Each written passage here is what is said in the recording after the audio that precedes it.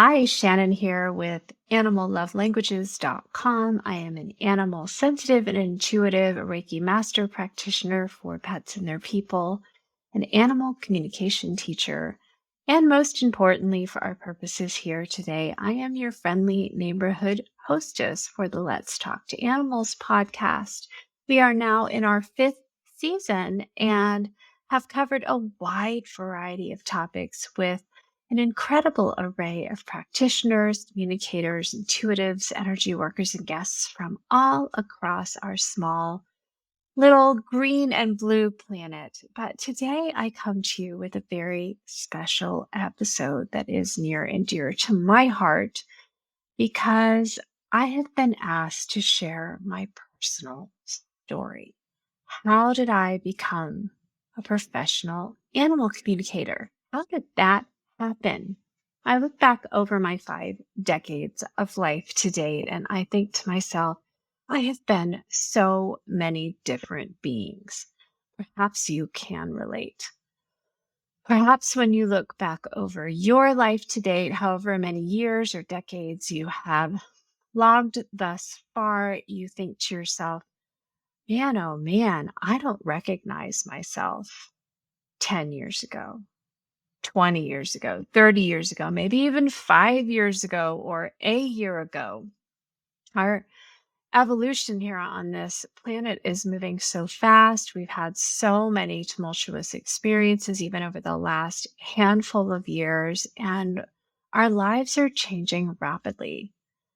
From loved ones who are transitioning in record numbers to all kinds of natural disasters and wonderful new technological advancements, and of course, AI technology. And sometimes it can feel like every day we wake up to a new version of ourselves. And I have to share that that is absolutely accurate in terms of how I've been feeling over the last few years in particular. From as long as I can remember, I have had a natural enthusiasm for self development. I've always been very in tune with my emotions. I've been very aware of subtle vibrations, whether intrapersonally within myself or interpersonally in relationships. I remember one event in particular when a girlfriend of mine, I was quite young. I think I was maybe in middle school at the time, and she was slightly younger than I was, and she had just started dating a new boy, and things were a little rocky, and she shared with me what was going on, and I said, "Well, this is why. This is what's happening, and this is what you need to do to fix it." And she came back to me later and she said, "That is absolutely totally the thing that I needed to do. How did you know that?" And I hadn't even started dating myself yet. And I told her, "I don't know. I just knew." So whether that's something knowledge and awareness, life experiences that I brought with me into this incarnation, whether it was something I had observed, just naturally, I'm kind of a people watcher, people observer. I've always been very curious about interpersonal connections. And so I can look back and I can see elements of myself. I guess is really where I'm going with that. I can see elements of me now in all of those me's from all of those years that I have spent prior to today. And yet, if you had asked any of those me's when I was 12 or 20 or 35 or 42, if you would have asked me if I ever thought I would become a professional animal intuitive, I would have said no. I would have. In fact, for many, many, many years, I hired animal communicators because I really thought that that was a special gift, something that you just were born with it. Kind of like the ability to win The Voice or American Idol or whatever big talent contest, reality TV contest is going on right now. I just thought that that was something that you were kind of chosen in advance, and I didn't understand how that happened. I just felt like it wasn't something that I would ever get to do. And so the next best thing, of course, was to hire animal communicators. And so that's exactly what I did. And I spent many years inviting animal communicators to help me communicate with my interspecies family as it grew and evolved. And I got so much wonderful guidance. I guess I was really lucky. I have clients who tell me that before they met me, they had experiences with communicators and intuitives that were maybe a little less than glowing or maybe a little bit not meeting their expectations. But I was really lucky. I loved every experience that I had with communicators. I always had trust. And I remember waiting with bated breath and thinking, oh, what are my animals going to say to the communicator? Do they like their food? Do they like their enclosure or their bedding or their area in our home together? Are they happy? Do they like me? Do they love me? Do they feel seen and heard and valued? Is there something that they need? Are they feeling okay? Are they healthy? What's going on with them? And I remember just anxiously journaling and just having pages and pages of questions and knowing that I had to categorize and pick the best questions. And I was so very detail oriented about just wanting to capture every nuance of their lives. And so you're probably listening to this wondering, well, how did you get from there to becoming a professional communicator? And I'll be honest with you, it really started to unfold right about the time my entire life started to fall apart, or life as I knew it back then, the life that I had created, that I had manifested up until that point. And it just all started to kind of break apart and just crumble. I went through a series of catastrophic losses. The first thing that happened was the partnership, the relationship that I had invested so many years of my life in became completely untenable for me. I just had tried everything I could think of and couldn't make it work. And so I broke up with my longtime partner. And that happened right around Thanksgiving. And it was just, I couldn't do it anymore. And not long after that, I was meditating one morning, and I've had a meditation practice since I was 19. It's not anything that's unfamiliar to me. It's a staple of my life. It's my rock. It's where I do my best work and get my brightest insights and do the deep healing that I've needed to do. And we all have our thing, and that's really been one of my big things. Another has been yoga, another has been contemplation, and a huge a huge rock for me has also been my interspecies family, animals, and nature. And so I was meditating one morning, and I don't even remember if I had an agenda that morning or if I was just quieting my mind and tuning in and healing and doing the things that I needed to do to recalibrate after such a big breakup and such a big shift. And all of a sudden, it was like those images you see where a single raindrop falls into a stream and you see the little ripples kind of spiraling outwards. And it felt like that as this gentle, soft, quiet voice that I have come to know really, really well. It seems to be the delivery being of choice when we've got big breaking news that I need to receive. This still small voice pops in and drops its bomb. And this particular morning, the bomb was, you are an animal, sensitive and intuitive. And at that time, I was curating a blog called Love and Feathers and Shells that had become mildly popular in my little corner of the world. And it was featuring the voices or the pseudo voices of my interspecies family, my soul bird Pearl, my red-footed tortoise Malty, and my rescued box turtle at that time, Bruce, and our family's dachshund Flash Gordon, and me, and my mom and dad. And it was just this fun little side project that I had cooked up.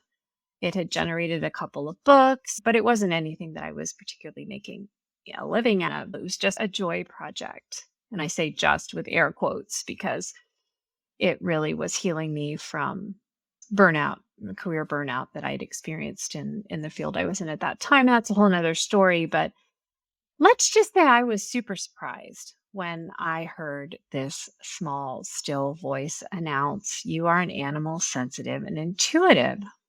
And I did not know what that meant. It sounded intriguing. I knew the voice well, so I knew this was important breaking news. If the voice would have used the words animal communicator, I think I would have understood right away. But they didn't choose those words, and the word choice felt very deliberate. Animal, sensitive, and intuitive. And I thought, well, I am sensitive to animals. I love animals. I have been working with an intuitive teacher. I had started working with my teacher, Sonia Choquette, and was studying with her very intensively, taking courses, participating in her monthly membership, reading all of her books. And if you're familiar, you know she's got a lot of books, taking her online courses as well as her live course. At that time, I was working in a small group with other students. So I was very intentional about developing my intuition, but I did not know what animal sensitive intuitive meant. So for my 50th birthday, my folks asked me what I wanted for my big 50, and I said, I want a session with my teacher, Sonia. And that was a bit of an investment financially. And so they said, absolutely. And so during my session with Sonia, I mentioned that I had received this information and I didn't know what it meant. And I wasn't sure what I needed to do with it, but I just felt like it was significant. And she just was so delighted and so delightful to talk with about this because immediately she clapped her hands together and she said, "Oh, what a beautiful way to put that. That is even more lovely than the words I would have chosen. Animal sensitive and intuitive. I love that. You're an animal communicator. You need to get yourself into a class. Have you been studying with anyone?" And I said, "Oh, well, no, but strangely enough, funnily enough, my friend from your small group and I have just been chatting about our shared love of animals and how we would love to maybe take a course together." And she was so funny. Sonia is just so to the point, and she said, "Thinking about it, the animals are waiting to talk with you. You should be doing this already. You should be in a class already. That's your assignment is to go pick a teacher and go and get in class." And I said, "Well, how should I pick a teacher? How will I know who to study with?" And she said, "It doesn't matter who you study with. Your animals are your teachers. The animals will teach you. Just get in a class. Just pick a teacher and go." And that turned out to be better guidance than I could ever have dreamed it was because my path through the quote unquote formal education process to learn animal communication was not a smooth one. And looking back now, I realize that Sonia was absolutely 100% accurate, that the animals have been my biggest teachers and guides. There have been some things that I have needed to know about structuring a session, working with other humans, dealing with folks at different levels of openness to the intuitive arts, so to speak, navigating difficult questions and speaking with animals that are at different stages of their own growth and evolution, and holding space for human clients who are feeling frustration or strong emotions like sadness and grief that comes after a beloved animal passes. So there were some fundamentals that any teacher could have taught, and I received everything that I needed to receive from the training that I consumed with the teachers that I've chosen. What ended up unfolding, however, was that animal sensitive intuitive does have its own flavor in terms of what my contributions to the field of animal communication have been. animal intuition of interspecies conversation. And the way in which the teachers that I have chosen to study with were teaching and the structure that they wanted me to follow didn't necessarily vibe with the inner guidance the animals were giving me. And I've always been somebody who's functioned really well in situations of opposition. So it's almost like if I don't know which next step to take, I can make a choice in two ways. And maybe you'll relate to this either by someone showing me the way and me thinking or feeling like, oh, yes, that absolutely resonates and I'm going to go that way, or someone showing me the way and everything in me going, no, that's not for me. So that's what I mean by opposition. It's like, well, you could do it that way, yes or no. And so I'm feeling for my inner yes or my inner no. And so I was able to kind of chart my course forward based both on what did work for me and also what really didn't work for me. And that is how I guide my students today. Really, for each of us who are invited, called, introduced to intuitive animal communication, to developing and working with our intuition, we each are going to have our own way. There are no carbon copies, there are no duplicates. If you are listening to this right now and you're feeling the pull or the call or the curiosity to learn more and take that next step, you have something unique that only you can contribute.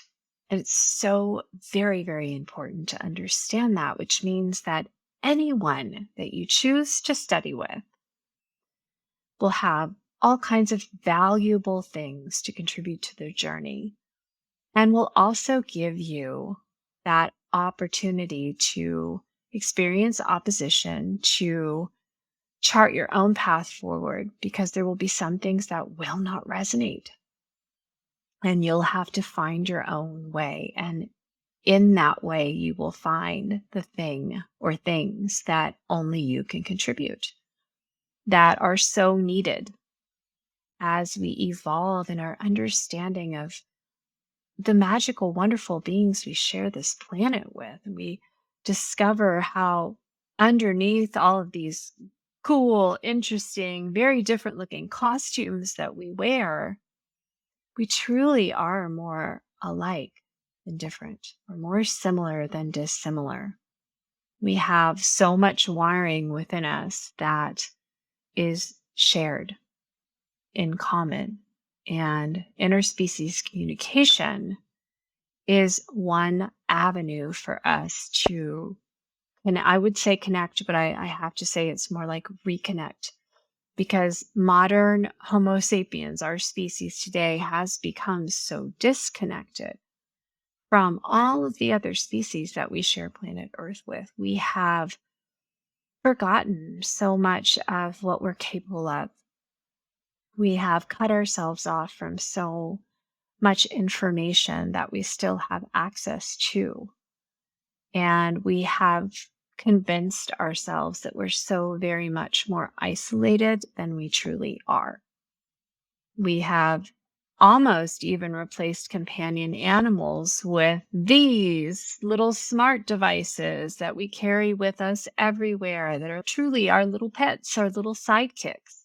And so when we answer the call or RSVP yes to the invitation to learn animal communication, it's really more like we're saying yes to relearning who we truly are. And for that reason, it feels like it is no accident that I got that little download in that meditation right in the moments, right in the cracks in between the moments when my whole life was about to absolutely fall apart. And it really feels like, looking back, that that little voice had been waiting to deliver the payload. And it couldn't, because I was in a partnership, in a relationship with another human being who was not able or willing to see where I was headed and who I was really shaping up to and really wanting to be.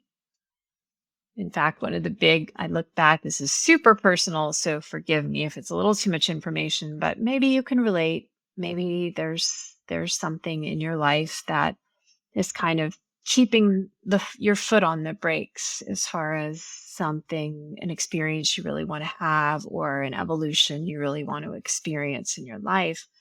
One of his big complaints about me was that I was always talking about my animals.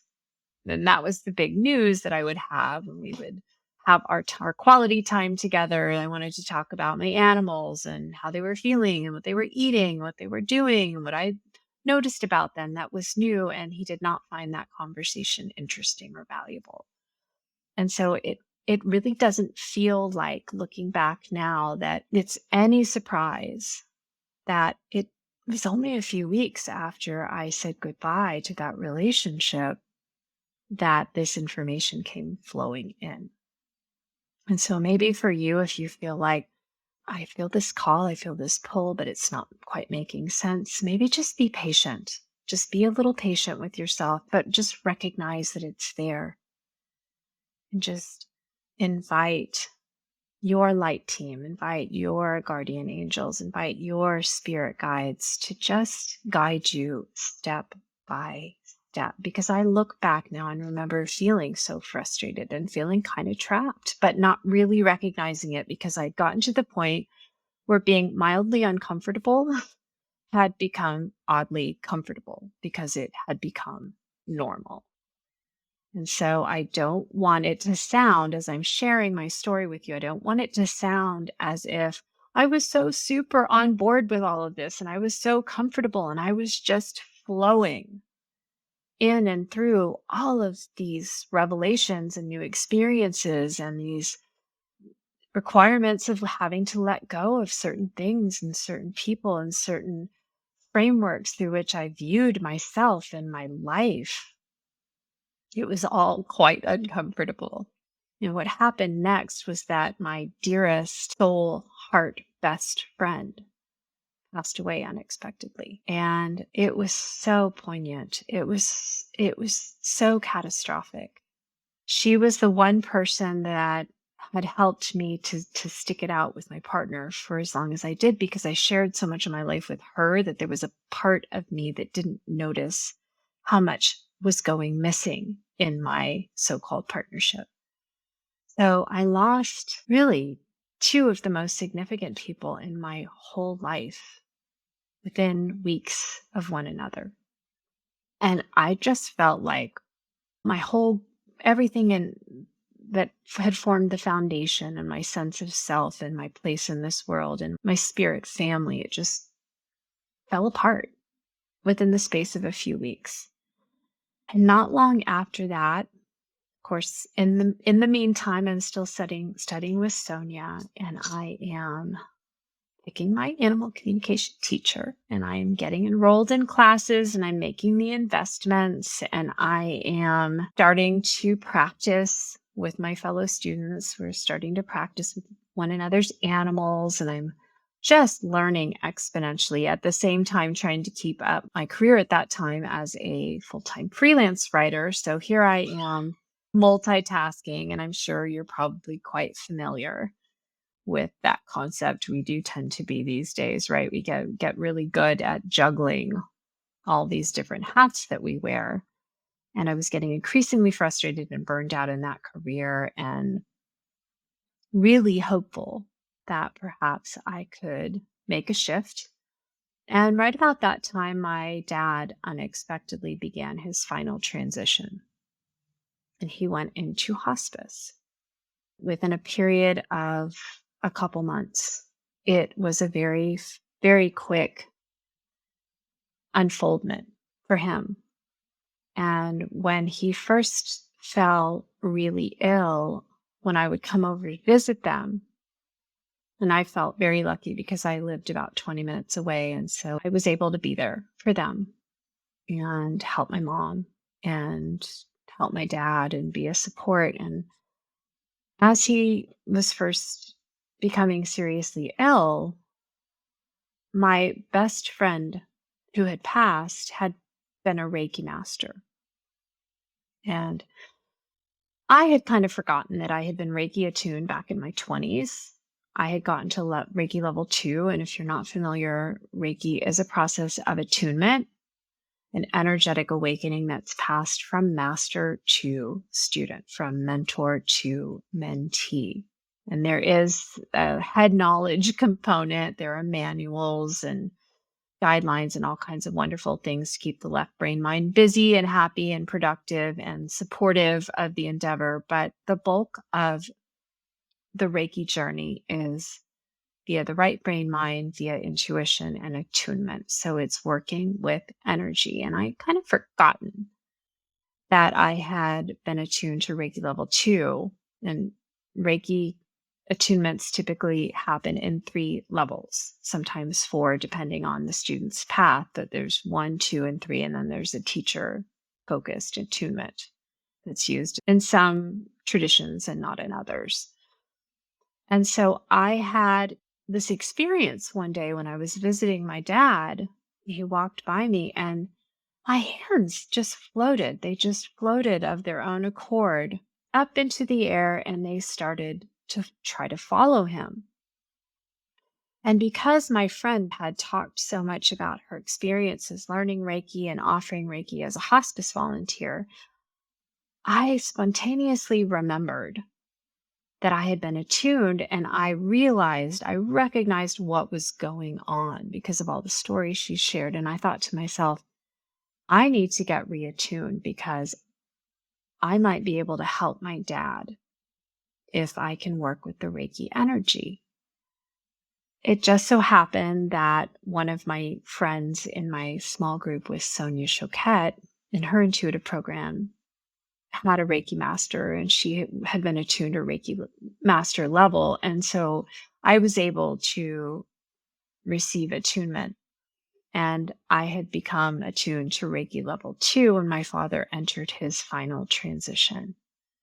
And I knew very little. I was still working my way through the manual. I just didn't have a lot of time to study or practice because I was so involved in my father's transition and in my practicum for my animal communication studies, where I was working with clients almost every day as a volunteer, learning and growing and receiving feedback and unfolding my intuitive abilities with animals. And so I really just didn't have a lot of time at that moment in time to read the manuals and to learn about the different ways that Reiki energy can work through me to be supportive of people and animals and meet them where their need is greatest. And so it was very surprising to me to experience Reiki's spontaneous wisdom here and there when my dad really needed it. And there was this one night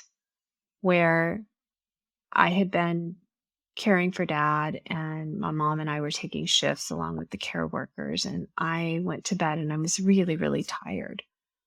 But I woke up in the middle of the night and got out of bed, and my dad's door was closed, and that was very unusual. Normally all of our bedrooms are really close together and all of the doors were always open. And I noticed that the door was closed, and I was so tired, and I thought, well, maybe I should just leave it closed. Maybe there's a reason. But something just moved me, and I went and I opened the door, and the scene that I witnessed was nothing short of hellish. And I saw with my inner eye what looked like flames surrounding my dad's bed, and all of the people and my mom and the care workers were in a frenzy, and my dad was convulsed on the bed, and he was in agony, and he was in a coma, so he could not speak, he could not communicate.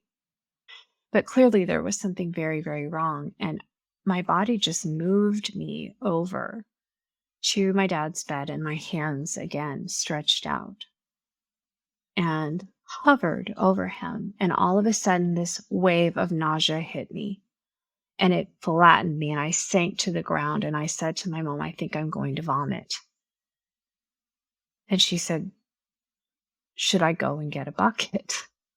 And all of a sudden, I thought to myself, wait, And I got a download and I said to Mom, "It's not me, it's Dad. I'm feeling what is going on with him." And I started to receive information from him. And as the information came through, I said to my mom and the care workers, I said, "Stop, be quiet. He's telling me what to do." And I don't remember much of what happened next, but I do remember that over the course of time, a period of time, I went from being in this vomitous little huddled ball by the side of my dad's hospital bed to being quietly on the floor. And I went from being, it just felt like it was 100 degrees inside my body to being cool and calm and comfortable. And giving the care worker and giving my mom, and when the nurses arrived, giving them instruction for what to do when to help my dad through what turned out to be a severe medication interaction that was exacerbated by dehydration and just him being in a coma for 17 days. And it felt like the blink of an eye to me. But when I was done, and Dad was finally calm and comfortable again, I asked my mom, "How long did that take?" And I thought she was going to say 15 or 20 minutes. And she said, "It was 3.5 hours." I had no, and she said, "It was the strangest thing. You spoke in a very calm, robotic voice. It didn't sound like yourself." And it was such a powerful experience for me of how the willing, open heart can make us movable. And we can have these abilities, these gifts that are lying dormant within us almost. We may not even know that they're there. But if we're willing, because we love, because we care, because we're aware, because our empathy, what I call now our empathy channel, is open and activated, we can work miracles just through our willingness to be of service, to show up. And that night changed everything for me. It was my sensitivity, my intuition of what was needed. It overcame any lack or gap in my knowledge or even life experience. Luckily, one of the hospice nurses, who turned out to be our head nurse, was Reiki attuned to level 2 as well. And she, unlike myself, had had quite a lot of practice and experience. And so I ended up being able to share with her what was going on. And I ended up being able to receive guidance and mentoring from her during my dad's hospice journey, and receive reassurance from her and encouragement and even some guidance on what to do. And I began using Reiki to help my dad every time he had to take the pain medication to help his body assimilate. And he never had another one of those reactions.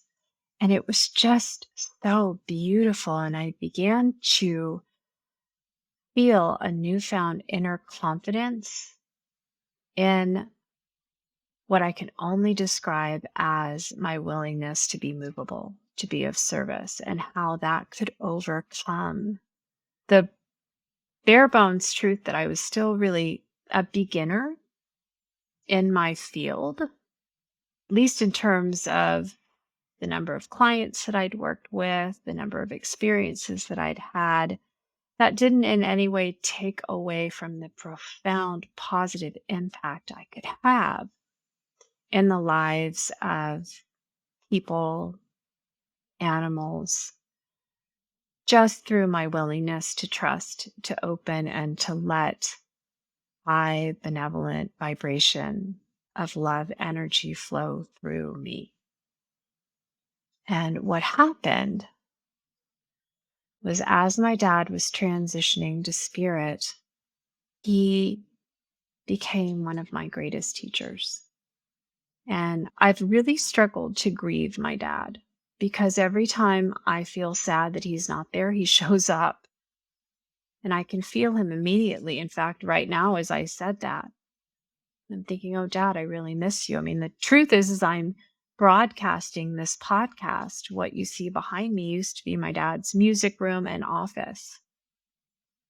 And after Dad died, just a little side, after Dad died, Mom had a really bad fall and she broke her femur and her wrist, and then she had to have a hip replacement. And so she hasn't been able to manage the old homestead by herself, and asked if I would come and move in. And so we've kind of converted my old childhood bedroom and this used to be my brother's bedroom, and it turned into my dad's music room and his office. And so I repainted and kind of redecorated, and it's become my animal communication suite. And it's just wonderful. So of course his energy is very, very strong in this room because this was his music room and he loved playing guitar more than just about anything else in this world. But he's with me everywhere all the time. And in fact, when I look in the camera now, I see his face shining out through mine. So it's been a really interesting journey of realizing that if I'm just trusting and open and willing to be movable, all of what I bring to the table will always be enough because spirit, my light team, the wisdom and guidance of the animals will make up any difference. And that really is the journey. That has been the journey for me. I look back over the past few years and I realize that even though I have only been formally hanging out a shingle, animal love languages hasn't been around that long, I've been preparing for this my whole life.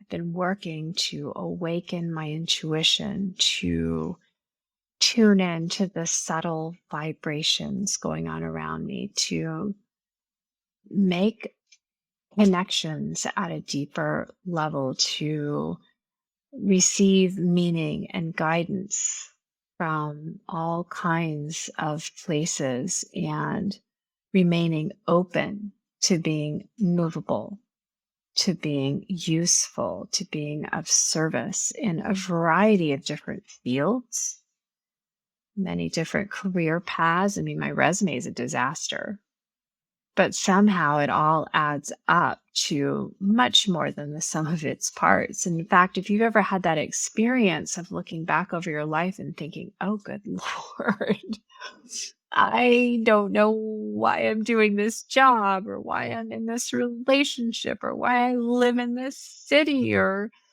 whatever it is that doesn't add up in the moment, just understand that it's probably part of a bigger picture and you just can't see the whole picture yet. And later, when you look back, you'll start to see the value of experiences that may feel random or arbitrary or even unwelcome. I look back now and none of the gratitude that I feel for all of these experiences take away from the agony that I felt when they were happening. I I will miss my dear friend Marcy until the day I see her again in the spirit dimension. I will miss my dad in body. He was wonderful in his physical body. We had this joke. He would call me his favorite daughter and his only daughter, and I would call him my favorite dad. And so many little things like that, that they're wonderful. I suspect they're part of why we choose to incarnate in physical bodies with all of the challenges that often come along with it, though there too are the joys.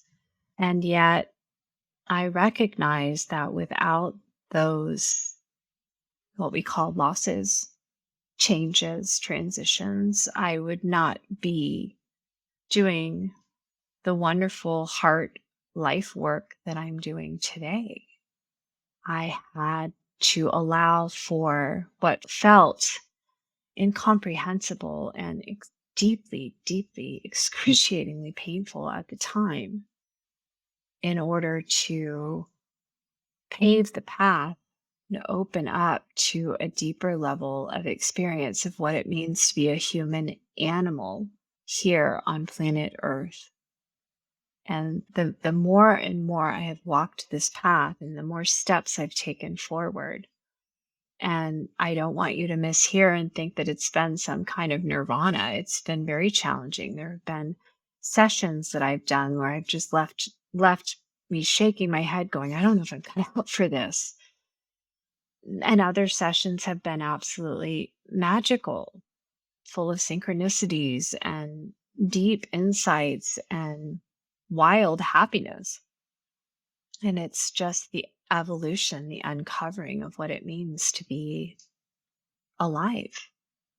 And I just, I kind of am at a loss for words. It's not the easiest thing in the world to podcast your own deeply personal story. I'm sure that you can relate if you're listening to this.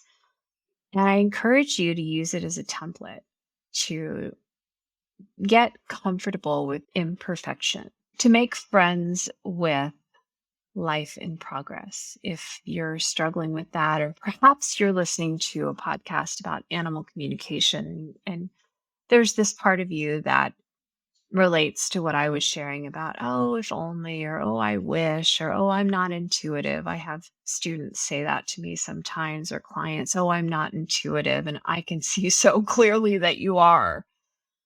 But this person, for whatever reason, just doesn't yet perceive that in themselves. I just encourage you to recognize that you are, and that you don't have to have a logical 3D left-brained reason for why you want to take the next step forward into this world. The only reason you need is an inner pull, an inner call, a curiosity, a sense of wonder, noticing there's something for me here.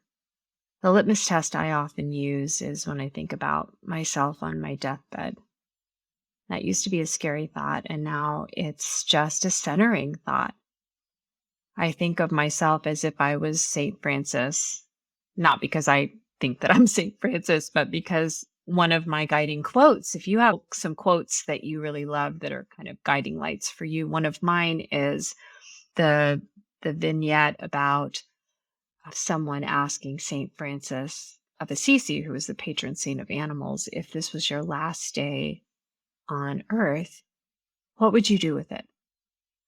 And St. Francis supposedly looked around and he said, well, I'd probably weed the vegetable garden because that's what needs doing today. That's my definition of a life well lived. There's no long bucket list with unchecked items on it. There's no unresolved issues or broken relationships. There's only the vegetable garden and the weeds that are choking out the young plants. He's caught up. He said yes when it was the right moment to say yes. He said no when it was the right moment to say no. He's deeply tuned in with and congruent with his own inner highest expression of who he is, his soul, his embodied spirit, his intuition, his inner teacher. And he's at peace. And it gives us a different framework through which to see the evolution of our life path. If it's a yes today and it's a yes tomorrow and it's still a yes, it's probably a yes. And you're not making a commitment towards anything other than your own curiosity, the inner tug or pull to open up, to experience yourself through a new lens, in a new light. And if you're watching the video version, I loved how suddenly the little bird decals on my window are refracting the light and creating a beautiful rainbow behind me. I think that is where it feels right to end today's episode. That is the story of how I became a professional animal communicator. And as a PS, if you're wondering, where did the name Animal Love Languages come from? Where did that come from? How did I cook that up? Well, you're probably going to figure it out before I even say it. I didn't. The animals gave it to me. They said, you will call your program, your practice, your business, Animal Love Languages. And I am still unpacking everything that means. And as a PPS, this podcast came to me the exact same way. I had a background in the precursor to podcasting, which was teleconferences. And I had run a popular teleconference in a different iteration of me in a different career path. And they said, the podcast will be called Let's Talk to Animals. And we're now in our 5th season. So it's just really remarkable, the wonderful, wonderful creations that can come through us when we partner with the animals to live our shared highest and best life. So I hope this episode has inspired you to accept yourself wherever you find yourself on your life's path right now, to open up to saying yes to things you're curious about, animal communication or otherwise, to self-acceptance when things fall away, when new things roll in, to generate an inner acceptance of flexibility, being willing to be movable, be willing to be of service, being willing to surprise yourself with the wonderful, wonderful ways that you can contribute to this world. And I'd love to hear about them. So if you have found this episode supportive, inspiring, helpful, please drop me a comment and let me know. It helps me keep creating content that will hopefully be of service to you in some small way. If you have ideas or questions that you'd like to see me address in a future episode, let me know that too. And if you have someone in your life who loves animals and is animal communication interested or curious, please do share this episode with them. Perhaps it will help them take that next step forward on the path. And I will see you back here in 2 weeks for a fresh new episode of Let's Talk to Animals. I'm sending you and your interspecies family all my love, and bye for now.